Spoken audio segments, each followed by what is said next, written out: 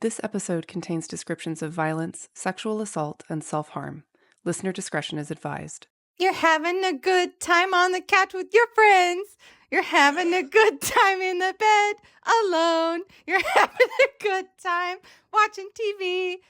Let us ruin your day. Yay! Welcome to Now It's Ruined, the podcast for people who hate enjoying things. I'm Kate Bridle. And I'm Larkin Harrington. And welcome to part 2 of our 2-part Mother's Day special. In part 1, I told you about good mom, Sojourner Truth. And now we have the pleasure of having Larkin tell us about not so good mom, Leonarda Cianciulli. And I said there wouldn't be any housekeeping, but just really fast. If you subscribe to Patreon via iOS, like on an iPhone via the App Store, you get charged a commission that the iOS store, or the App Store charges you for. It's like 30% for the first year and then 15%.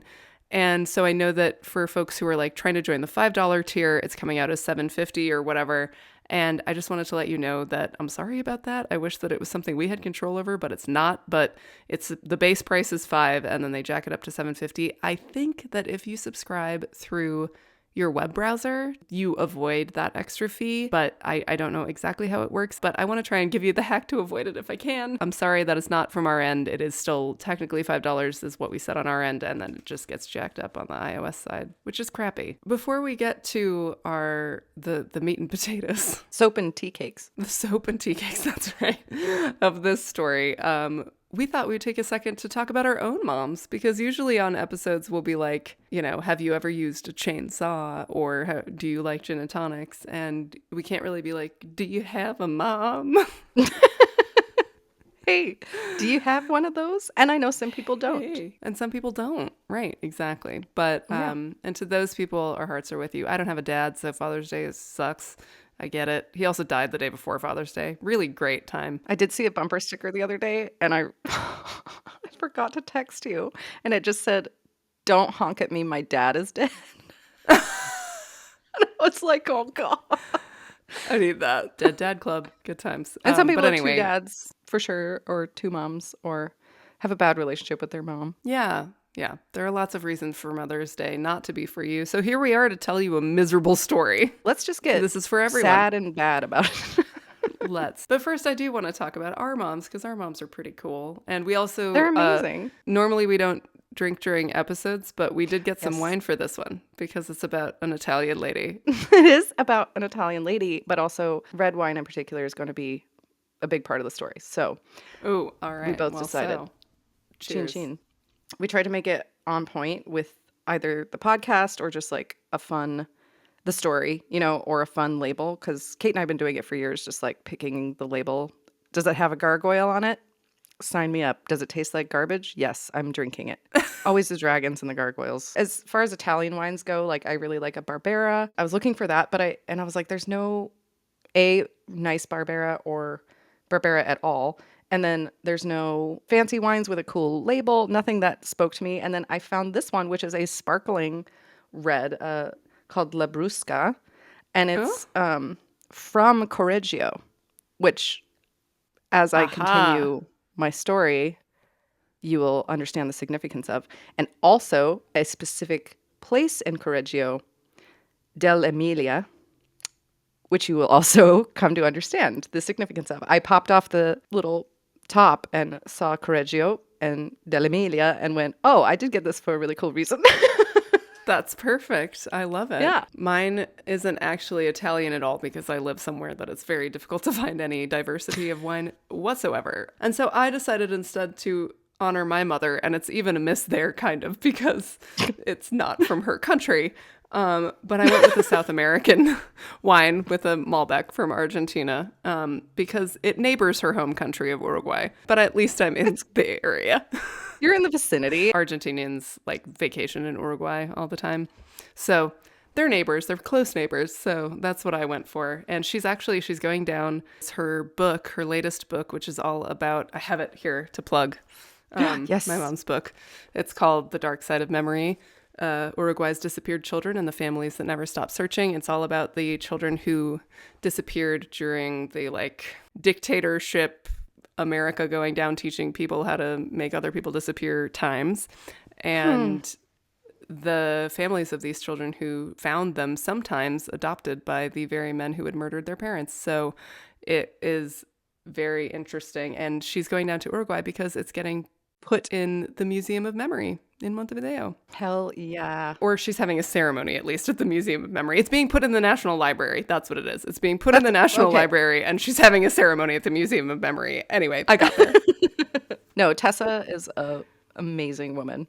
I love her. She's just generally a badass. I know I'll talk more about her at various times on this podcast, but she's a published author several times over, and lots of Uruguay-themed stuff, and she's very cool. So also, if you ever hear me pronouncing Spanish words like with Spanish intonation, it's not because I'm just like a white lady who's like trying to do that. It's because I know my mother would cringe if I spoke her native tongue poorly. Yeah, she's not. Kate's not an asshole, guys. I'm not that guy. I'm just have a parent who is a native Spanish speaker. But your mom's also a badass. She is, yeah. She's from Bama and had a rough childhood. That she's a very private lady, so I won't share Right. Yeah, you don't have everything. But was a mom to her siblings, really, starting at like 13, I think, and continued on to have a really crazy bunch of kids and traveled the country and even went all the way out to Japan to try to get medical treatment for my sibling in a time where, you know, that was really difficult to do and very expensive. And she didn't have a whole lot of money, but worked more jobs than she probably physically should have and took care of us all. So she is. And now she's going on cruises and living her best life. I know. I'm like, this has been coming to her for a long time. I'm very happy about it. Shout out to our moms. We're lucky. Yeah. Yes, We're lucky we are to have lucky these that we have relationships. great moms that we have good relationships with, but we recognize not everybody does, and this is a painful time of year. So with that in mind, let's just get to the murder and shit, right? Let's just get to the gross part. Yeah, let's get gross. So I know we wanted a good dichotomy here between an awesome powerhouse of a mom and a bad mom for this special episode.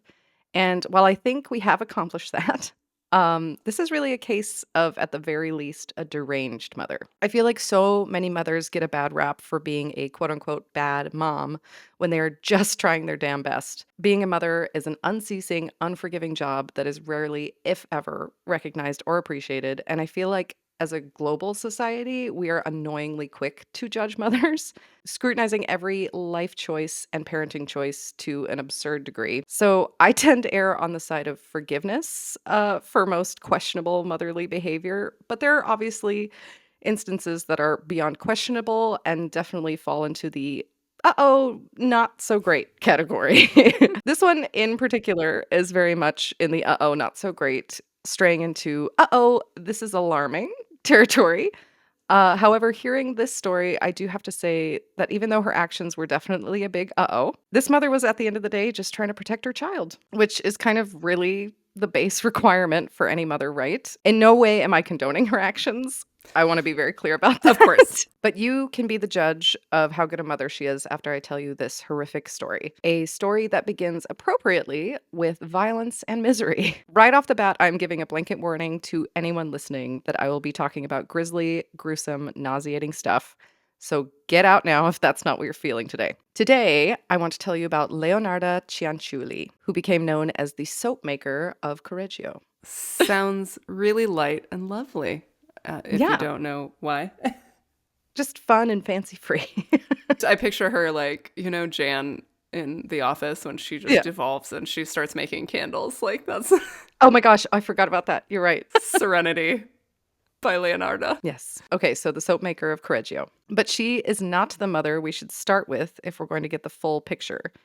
In order to do that, we must begin with Emilia Dinolfi, a beautiful, well-to-do young woman living in late 1800s Montella in southern Italy. She had an admirer, more of a stalker, really, who was obsessed with her. He was decidedly not well off, and Emilia likely didn't even really know he existed, which is a problem, as you know, for awful men, because she had certainly caught his eye. So how dare she not reciprocate? Right. What a bitch. Minding her own damn business, not noticing him. So terrifying. I hate it because like I'm generally a person who like wants to help other people and like talk Yeah. to other people and be like, hey, what's going on? And like be nice. And Yeah. I feel like just by the virtue of being a woman, I can't be as nice as I want to be because I don't want to get murdered. Like, I want to give somebody a ride who looks like they need a ride, but I'm not going to do that because I Mm-mm. don't want to die. No, not today. Women I have, Uh, I've given strange girls rides oh, me too. Absolutely. Yeah. who were like It's drunk just, on the street. I was like, you are getting home with me, ma'am. it's the exact same thought process, right? You're like, no, get in the car. Get in the car. Yep. Monkey roll into the car. Safety. Constant vigilance. Constant. We must. Mm-hmm. And Amelia did not have constant vigilance. And Oh. men just really haven't changed that much. Eventually, this wretched excuse for a person had had enough and decided to act on his obsession and built up hatred of the poor girl. One night, he ambushed Amelia and raped her. Oh. Amelia tried to conceal what happened to her, not even fully understanding it herself. She was not told anything. I mean, these are religious folks. It's late 1800s, Italy, until she was forced to explain to her family when her full belly started to show. The name of Emilia's rapist was Mariano Cianciulli. And not only was Emilia, of course, forced to have the baby, but was made to marry her rapist. Oh. I know. And it was the times, right? They sat her across from him and were like, make this right, buddy. Make it right. Like, make it right by never showing your fucking face around here. Ugh. Drowning yourself in the river, making it right. But I mean, I right? get it because as For her. a pregnant, unmarried woman at the time would not, she would be treated horribly. The circumstance of getting her pregnant doesn't matter. It's her fault regardless. It is. It's entirely her fault. Even though she had no idea what had happened to her. Exactly right. Like zero concept. Ugh. I know. Okay. Summarily abandoned by her family because they were all good, God-fearing people, she was dumped on a very pleased Mariano. She was even blamed for her miserable predicament. Talk about a real shit show of a mother, though. Like, Amelia's mom fucking sucks. She was sent off to live with her new husband in a ramshackle home in the poorest part of town, where she was beaten and raped continuously. So it happened that in 1893, Leonarda Cianciulli was born, a product of rape into the home of an alcoholic, abusive father and a mother who hated her. Leonarda's childhood was unsurprisingly a miserable one. Her mother frequently lashed out at her physically and verbally, presumably taking out her own misery on this child that was a reminder of her horrible circumstances. Eventually, Mariano died, far too late, in my opinion, a result of one of his many drinking benders. Amelia found a new husband with whom it seems she found some semblance of happiness, but life did not improve for Leonarda. She even tried to commit suicide twice as a teenager. Both attempts at hanging herself failed, and it may have been the second failure where Leonarda's altered view of the world was born. She began to feel like maybe the universe wouldn't let her die, that she had some sort of fated purpose. Do you know how, in what way they were unsuccessful? Like, did she hang for a minute and it got, like, it broke? She tried to use linens, and they Uh-huh. unraveled both times. But Oh. the second time, it harmed her larynx so much that she couldn't speak for weeks. But nobody noticed because nobody cared to talk to Wow. her. Oh my God. So it had hung on for a second though, which For a is, I was second, just and then thinking like there could also be like when you have blood cut off to your brain, like who knows what. yeah, who knows what was cut off for how long. This is the beginning of the aforementioned derangement I was talking about. But I mean, wouldn't you form some sort of worldview that explains such awful circumstances? Like, what a miserable life for anyone, let alone a child. As a young woman, Leonarda got married to a man 7 years her senior, but who was stable and kind. Her mother did not condone this marriage at all, as it was not in her plans for Leonarda. And when the new couple came to collect what little possessions Leonarda had, her mother cursed them and their marriage. Oh. Yeah, full on curse time. Why didn't she like a guy who was like nice and stuff? I mean, she doesn't sound like a gem. Well, by no fault of her own necessarily. Doesn't Right. sound like a gem of a mom. Was he too poor or like what was her deal? I think he was too poor for her preference. Okay. Leonarda was very beautiful. Emilia had these dreams for Leonarda, selling her off essentially to the wealthier men in town. She had already been kind of Oh. hunting for a suitor for her. And of course, her hatred towards Leonarda meant that, like, why would she get to choose to have a happy, loving husband? And, Mm. you know, she had to be in control. This curse took a huge toll on Leonarda, who deeply internalized it and believed wholeheartedly it would affect her forever, which it did. Leonarda and her husband moved away, but they didn't live happily ever after. She suffered seizure-like fits brought on by her deep-seated anxiety and, well, trauma, I would imagine, or Yeah. she truly had a condition. But this was a time when I'm sure she was told by doctors or anyone who would listen to just stop being a woman about it and shut up. Right. Hysteria. You're hysterical. Go snort some cocaine about it. What's wrong with you?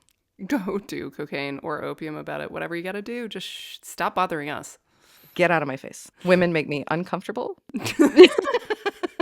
Unless you're going down on me, I'd rather see the top of your head, not your face. Unless I'm getting gone down on. Getting gone down on.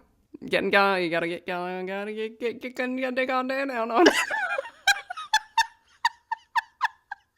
That was incredible. In case you don't know, and I feel like Larkin might not even know because she hasn't gotten the chance to re-listen to our bonus episode, but that is a reference to our bonus episode, Cryptid Corner 1. Oh, Go check it out. I'm already not there with it. Yeah, I listen to it over and over because I'm editing it, but you Right. don't, have the same re-exposure that I do. Oh, that was good. So, back to Leonarda. She was convinced that her condition and her husband's lack of any true success was a direct result of the curse. So she begrudgingly sought out the help of a traveling Romani fortune teller, which you were not supposed to do. And I'm sure she was Oh, terrified of doing. All the racists were really sure to convince her not to go do that. yeah. But she was desperate. The fortune teller was basically like, your life is going to really suck and all your kids are going to die before you. And Leonardo was like, I fucking knew it. Oh, no. Yeah. Got super freaked out, ran home. I mean, yeah, my mom cursed me. Everything in my life so far seems pretty shitty. And then you go to this fortune teller is like, yep. Double confirmed. And even another palmist she encounters later tells her that she's either going to end up in prison or in an asylum, which is super heartening, like, oh, great. Have that to look forward to. And she already super believes it. Leonardo was actually pregnant 17 times, which I'm sorry. Oof. No, absolutely And not. I know there are people who have been pregnant many more times than that, but I just don't like thinking about it. I mean, she sadly lost 3 of the pregnancies. yeah. But still, Jesus Christ, that's 14. My personal hell. Like, no. No, thank you. One would Absolutely be my not. personal hell. No, thanks. I know that for you. I could probably deal with 1 or 2. 14, mm-mm. And 10 of those children died when they were young of Oh, various my God. physical ailments. And with everyone, I'm sure she's like, just like they said, just like they Just said. like they Here said. it goes, just like they said. Yep.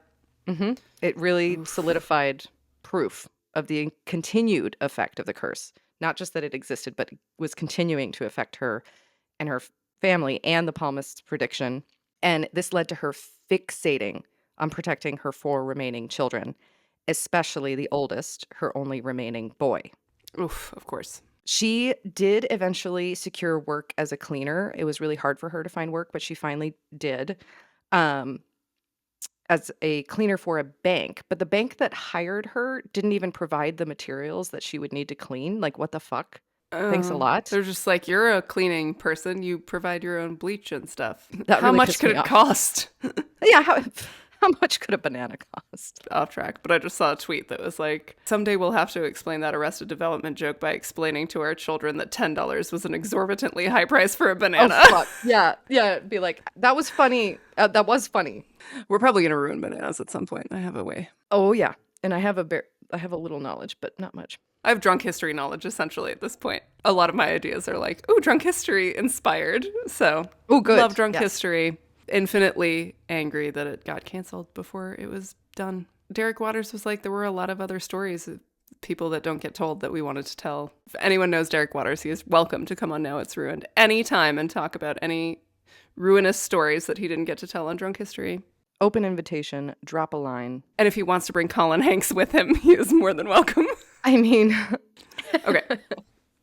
But this bank, these assholes who didn't give her anything to clean with, it was the opportunity for her to learn how to make the soaps that she later became famous for. But after the death of her 10th child, something snapped in Leonarda. No shit. No shit. No shit. Like- Something snapped. 10 children are dead after 3. I mean, the miscarriages were staggered. Like, her first pregnancy was a miscarriage. And then she had her firstborn son. And then a couple more were staggered throughout. But that's 10 children, young children. Ugh. She obviously became desperate to improve the lot of her family by this point. She was even caught and imprisoned for a few months for trying to commit fraud at the very bank she worked at. Oh, so again, confirmation. Like, Yes. Anything I try, I cannot succeed in protecting these children. Her conviction that the curse was real was even further solidified when an earthquake destroyed the town they lived in, Lariano, killing many and destroying her home. oh my God.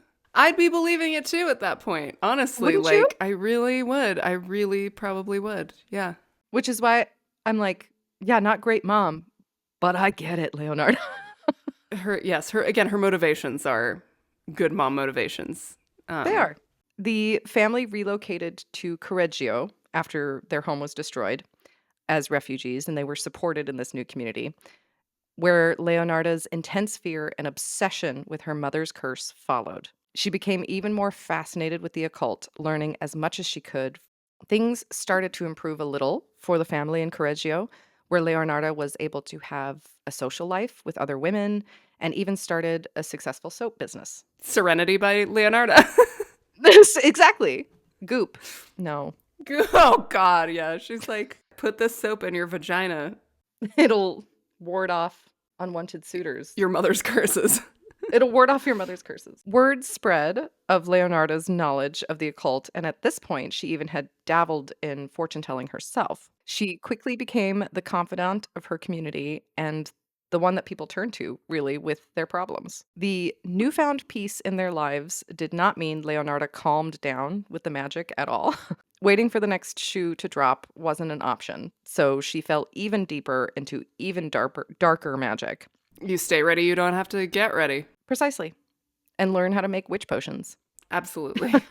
Now we are in 1939, and it is World War II times. And Leonarda finds out, not from him, through the grapevine, that her son, Giuseppe, her firstborn and only living boy, wants to enlist. Oof. She freaks the fuck out. Yeah. Moms and their sons are a weird thing. I mean, there's always a weird vibe. There's always a weird relationship there, in my opinion. But I'm sure this one was on another level, especially at this moment. But she couldn't stop him. So her only option in her mind is to make sure he doesn't die, which she's sure he will. Sweet baby boy, not going to live. I mean, even if you didn't have the generational curse and the prediction of a fortune teller, I mean, like, signing up for World War II, probably not going to go great for you. So in all her research, she recalls one of the main tenets of magical practice, the law of equivalent exchange. And if you're an anime fan, I'm sure your ears just perked right up. You can't receive or produce anything without offering or giving up something of equal value. Full Metal Alchemist was the reference you were making, right? I even know that one. It's a good fucking anime. It's really good. So yeah, the idea is that you have to give something up equal value in order to receive anything. Next step in that line of thinking, of course, is a life for a life. Her logic was that in order to truly protect him, it would have to be from the inside out. And she thought, hey, I know how to make soap, and I'm a great cook. I can do this. I have transferable skills. This is what, I try to encourage people in my life who are thinking about career changes to be like, what transferable skills do you have? And Leonardo was like, you know what? From cleaning and cooking to protecting my son with witchcraft, these are skills that I can use. Transferable go. skills, people. I'm going to make a LinkedIn page for Leonarda Cianciulli. And she's going to just talk about transferable skills. That would actually be an amazing troll because I feel like most people would have zero idea. Keep posting like those terrible metaphors that people do on LinkedIn. I know you're not on LinkedIn, good for you, but like it's all people making comparisons between inane shit they do day to day and then like business stuff. So it's like, oh, today I was driving my kids to school and it got me thinking about how I like to drive sales at my company. Yeah, I don't know. It's all shit like that, you know, and it's just so it's like the first 4 pages of a recipe, basically. Yeah, except worse because it's like a really forced, it's like, as I filled up my water bottle at the airport, I thought about, and then they make some sort of forced metaphor about business. And sometimes I come up with really good ones and I'm tempted to post You them. should make them. But I can't stand it. And so if I that would be amazing. Troll LinkedIn as Leonarda Cianciulli and just become an influencer on LinkedIn, just talking about like metaphors about soap making and just continue to get like drop more and more hints about what she's making soap out of. And once you have 50,000 followers, then be like, so here's the last step in my system. And the last step in the system is hella murder. Spoilers, but you all probably figured that out already. Now she just has to use her newfound social weight to lure a victim. She obviously decides her victim, sacrifice, will be a woman. She's not going to take on a full-grown guy. Her first target is Faustina Setti, a woman who came to Leonarda for help finding a husband. Leonarda lured Faustina to her home with a remarkably well-thought-out scheme, telling her she had found Faustina a husband and that she had arranged it all. She convinced Faustina to spend all her money on travel plans to meet this fictional husband, the rest going to Leonarda as payment, and convinced her to write a bunch of letters that Leonarda would strategically post. Very, very of course smart. Yeah. She's like got her alibi built in or got her idea for how this woman is still alive, plans. Yeah. Wow. And she sends them out like over time. She's really smart about it. Murder number 1, especially. But like also in the day when you didn't, you know, true crime podcasts were not a thing. Like we weren't all consuming information on like how to commit a murder all the time. She wasn't like we watching do now. Snapped. No, really. And you know, when you think about it, like in every FBI profiler show, they're always like, oh, he's clearly in his like 40s because he's done this a few times before and he's really developed his technique. And she's just like right out of the gate, just like, I got postcards. I am accounting for the time she's going to be gone. Like, I got a plan. I've got it covered. Her trap set, Faustina comes over one last time. Leonarda plies her with a glass of wine, red wine, to calm her nerves, of course. The wine is drugged, because of course it is. And when Faustina is mostly knocked out, and I have to reiterate mostly, Leonarda appears with a fucking axe. I say mostly, the whimper into the wine glass is exactly. And I say mostly, again, because Faustina is still relatively aware, as Leonarda totally botches the axing. Faustina whimpering as most of her face is chopped off before Leonarda finally finishes the deed, hacking at her over and over again. Initially aiming for the head, you would imagine, because she thinks that's where that's gonna be the killing blow. And she didn't necessarily want to cause pain, which is why she drugged them. She was like, I want them to be painless. I have to do this. I'm forced to do this, but I don't have to drag people in. I don't have to drag them down, suffering and pain. If I must murder people to protect my son, I can at least do it painlessly. Yeah. I can do him a solid, but she doesn't at all.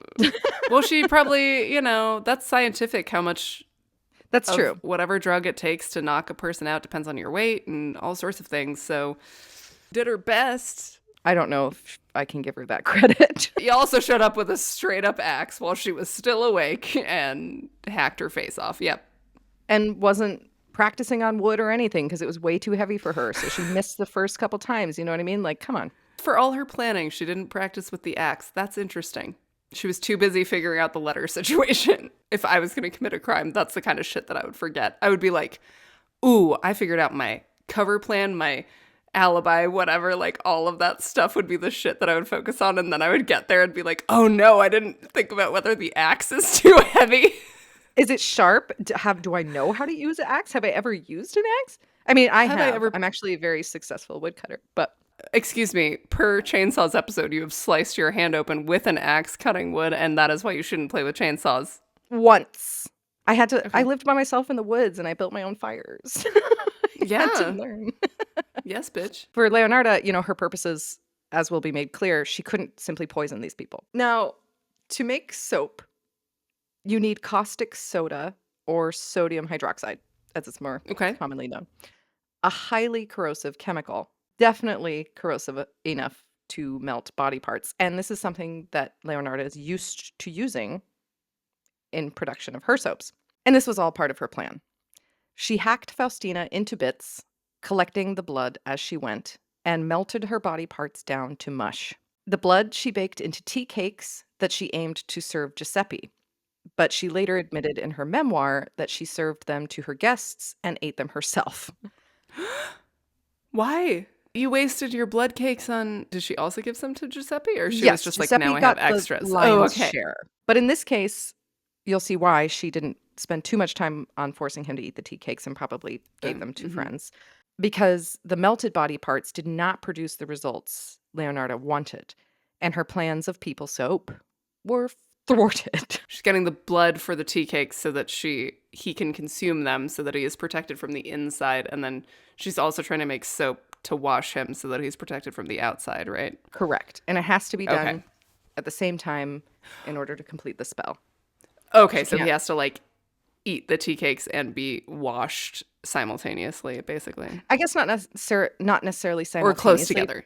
Close together, and in her mind, it has to be the same sacrifice, and the spell has to work with that person. Okay, yeah. So you can't have the blood from the tea cakes from one person and then the soap from another. It has to all be all at once. Yep, because that particular spell is for that particular from that sacrifice. Oh, right, because equivalent exchange. Got it. Okay, yes. Exactly. So she nailed the inside, the tea cakes, Yes. which is treating him on the inside, but she didn't get the outside part. It was a gross, lumpy mess. The fat didn't come out the way she needed it. She couldn't use it. The first attempt at her spell was a failure, but that wasn't going to stop her. She tried again with a second victim, Francesca Suavi, a school teacher desperate for work. Leonarda convinced her that she had the perfect job lined up for her, and in virtually the same manner she duped Faustina, payment and letter writing ensued, as well as a glass of drugged wine.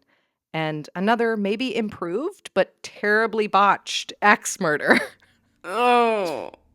Where she was still aware and crying and moaning. This second attempt was also met with failure. Once again, when she tried to make the soap, it just didn't come out right? Like it was lumpy again? Okay. Yeah. Gross. Great. Did she make any more tea cakes for friends? She made more tea cakes. She made more tea cakes with all the coagulated and cooked blood. However, she said they tasted really metallic.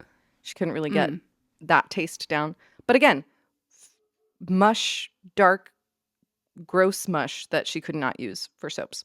So we have a failure and a botched axe murder again.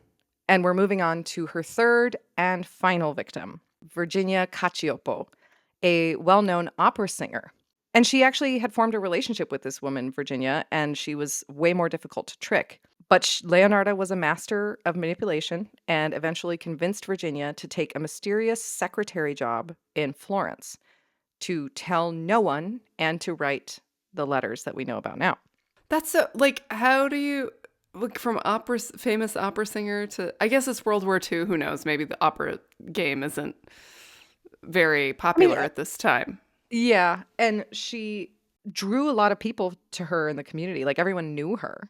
So, right, and if she's doing occult stuff and doing readings and whatever, and she's saying, your destiny is this job, and I can't tell you about it, but it's like this mysterious opportunity, and the cards are saying you should follow it or whatever it is, yeah. Yeah. And it was supposedly a someone in the industry. So it was adjacent. I see. Mm-hmm. And she's super good at convincing these people, and they believe her because she's like a witch or whatever. Right. Hashtag believe witches. Yeah. By this time, Leonarda was really freaking out as the date of her son's departure loomed closer and closer. This one had to work, and she remembered another tenet of magic. It's all in the intention. With that at the forefront of her mind, and with a new resolve, Leonarda's third murder was a killer success. Ugh. Boo. Boo. I boo you. In her statement on the murder, she says, quote, "She ended up in the pot like the other two. Her flesh was fat and white. When it had melted, I added a bottle of cologne, and after a long time on the boil, I was able to make some of the most acceptable creamy soap." I just like acceptable is like the superlative. You know what I mean? Right. Like the most acceptable. I want a mug that's like most acceptable aunt or whatever. World's most acceptable boss. She says she gave bars to neighbors and acquaintances, bars of the soap. The cakes, too, were better. That woman was really sweet.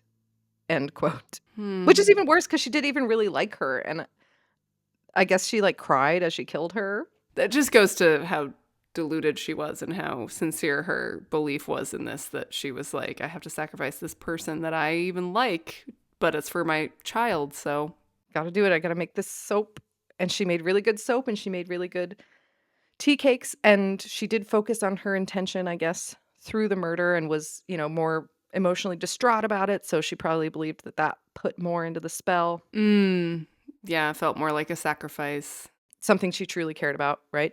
And she got Giuseppe to eat the cakes and bathed him herself. How old is he at this point? I mean, Full adult. Yeah. So no thanks. And but she was free of the curse now. She was finally free of the curse. The ritual was done and Giuseppe would live. But she insisted she bathe him. Like, no. Like I know I said that when you really boil it down, Kate, you get it. She was just protecting her child like any mother would do. But to insist on bathing your own full-grown son is like, that's even gross for you, Leonarda. Like, that's a step too far. but she might have been like, it literally has to touch every part of him or he's not gonna, Yeah. like she doesn't trust him She to wouldn't trust him to use it well enough to protect him, which, I mean, even still, just, you could watch him. I'm not saying that's better, but like, No. do you have to do it physically? It's a lot. It's a It's lot. a lot to ask. And I mean, even to this day, I question whether most men are cleaning all parts of them. So I understand her reticence there. But Yeah, and if he is like 18, 19, she's like, that kid's not washing himself. he's not It's doing like, I will give him soap and he will not use it. So I gotta So do it I gotta myself. do this. Leonarda was finally free, but she made the rookie mistake of keeping all of the possessions of all three victims locked away in her home. And, oh yeah, all their money. Leonarda. The money Yeah. I get. I mean, I get it. But like, for all of the planning and you have to cover your butt, like you're keeping their stuff? What, come on. Especially Virginia, who's got like jewels and fancy clothes, and they brought everything with them. All three of them thought that they were relocating, they were leaving. So they have Oh, suitcases. right. And she just had it locked in a cupboard. Like, bury it. I don't Toss know. it in a river. Yeah, something. Go to the next town, sell it. I don't know. Give it as gifts. But probably in the town, people would be like, wait, isn't that Virginia's like brooch? What the Right. fuck? Yeah, I feel like burying it though. Maybe she didn't have outdoor space, I guess. And she probably but, was like shiny eyes, like this is going to pay. And Virginia's money alone would have made her stable for the rest of her life. But oh God, yeah. who knows what her thinking was. It screwed her.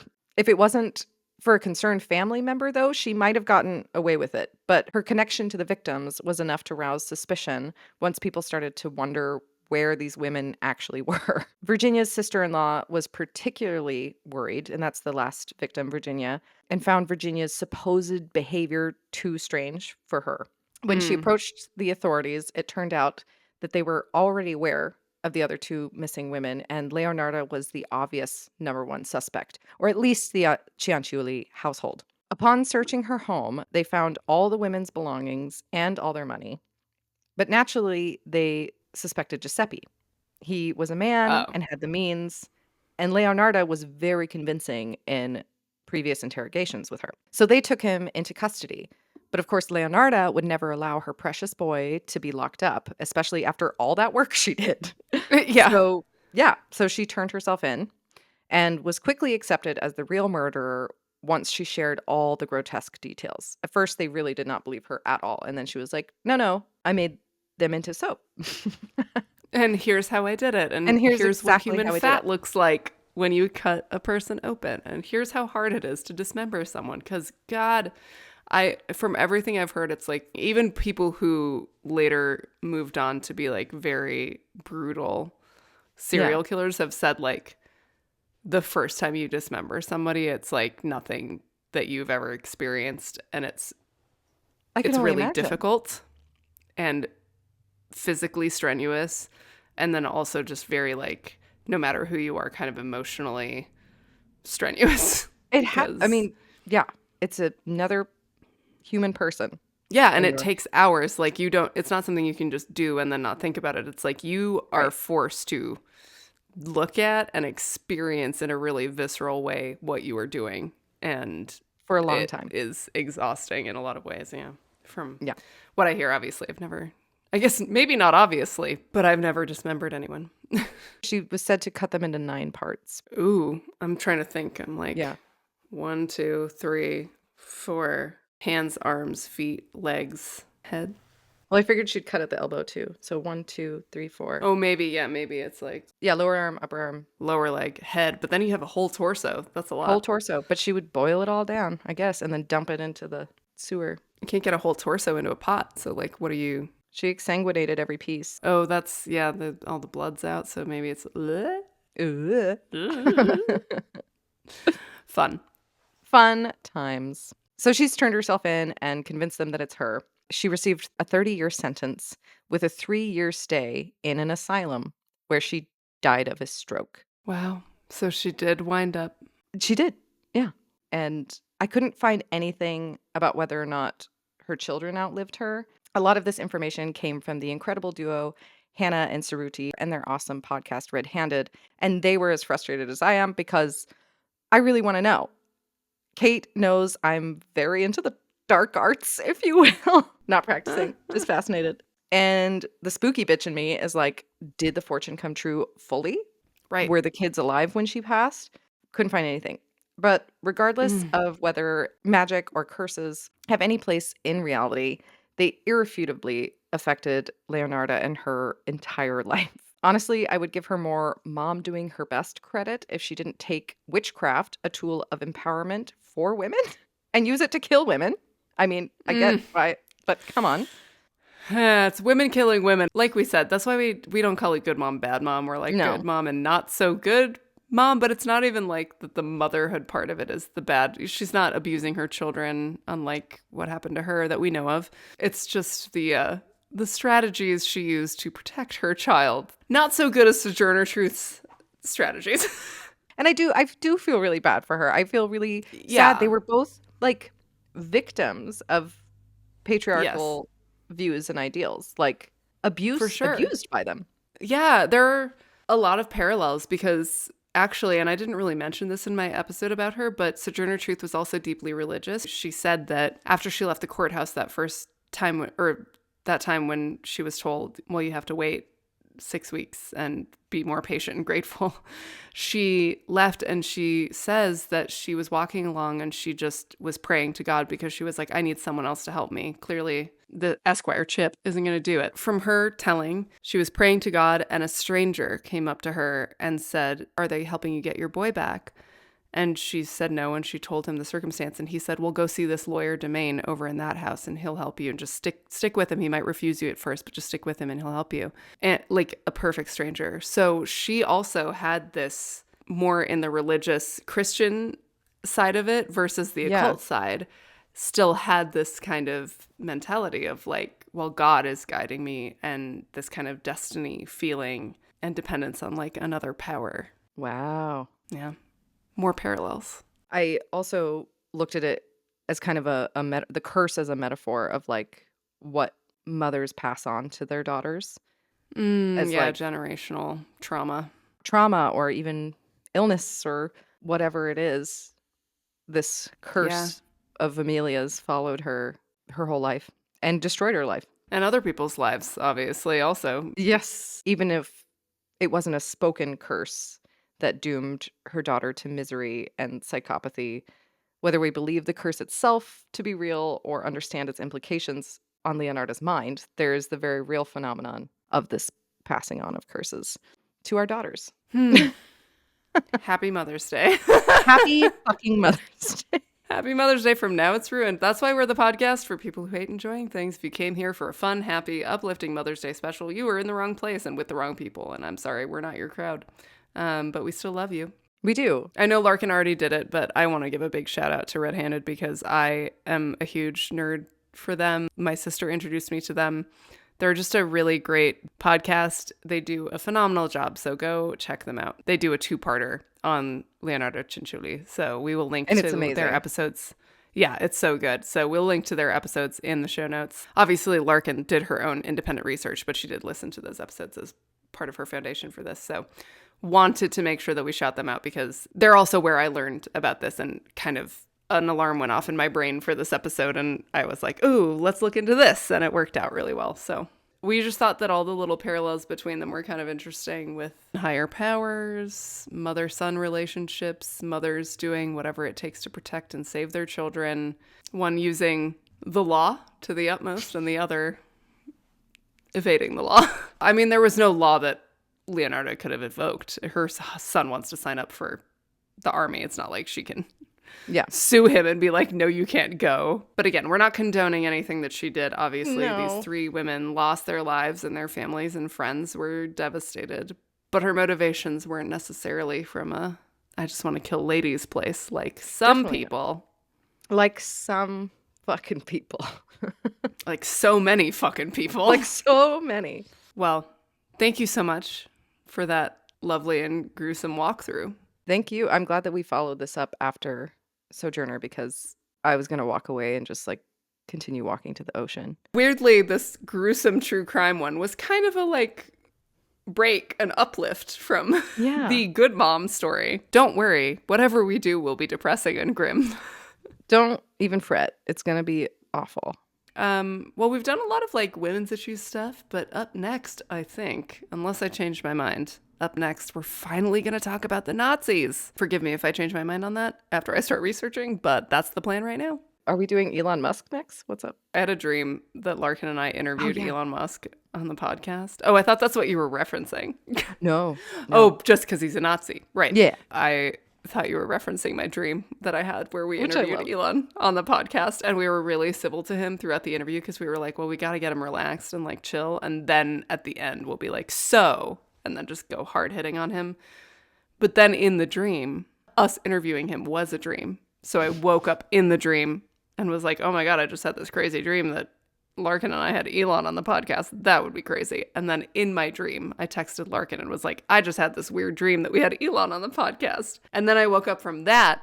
And then I really, in real life, texted Larkin. I just had a dream within a dream about having Elon on. And then I texted you about it. And dreams come true, as do Roma prophecies. Yeah. Curses. Mother curses. I wanted to be like, was Joseph Gordon-Levitt there? Did he incept you? Wait. Oh. I was like, why would Joseph Gordon-Levitt be there? Like, I know you love him, but like, why are you just throwing out, like, we haven't had a good JGL reference in a hot minute. Like, where is this coming from? But Inception. Now I'm with you. Yeah. I like that you pulled Joseph Gordon-Levitt out of that, not like Leonardo DiCaprio. Well, cheers to Mother's Day. If you love your mom, you hate your mom, you don't have a mom, whatever it is, we're still here for you. We love you. And hopefully, regardless of your positive or negative feelings on mothers, it's ruined. Whether you think about the horrors of slavery and Sojourner Truth and her amazing journey to get her child back, or the horrors of murdering people and making them into soap. And that's it. No Patreon shoutouts because we already did that on our last episode and we're recording this the same day. So we don't have anybody new from an hour ago. Nobody new for y'all. But love you. We love you, and we'll see you next time.